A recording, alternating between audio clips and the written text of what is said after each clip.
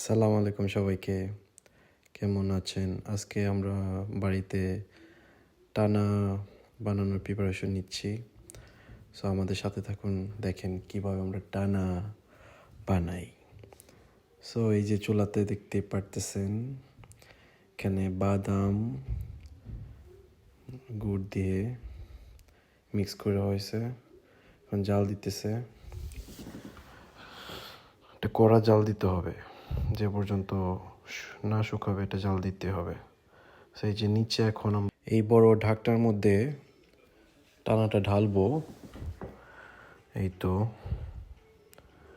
ঢেলে এটা ছড়িয়ে দেবো এই ঢাকনার মধ্যে। তো আস্তে আস্তে এই চামিচ দিয়ে এটা ছড়িয়ে দিতেছি। তো ঢাকনাতে ছড়িয়ে দেওয়ার পরে এটা এখন এটা এক জায়গায় রেখে দিব। এটা শুকাবে, টানাটা শক্ত হবে।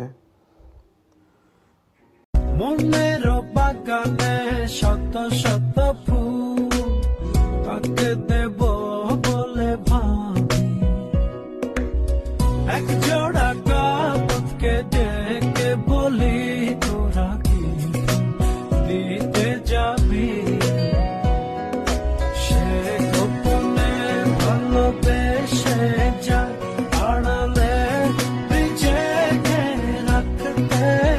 মনের বাগানে শত শত ফুল কাকে দেব বলে ভাবি, এক জোড়া কাপকে ডেকে বলি তোরা কি। আমাদের টানা হয়ে গেছে। টানা আমরা সবাই মিলে খাইতেছি, অনেক মজা হয়েছে টানাটা।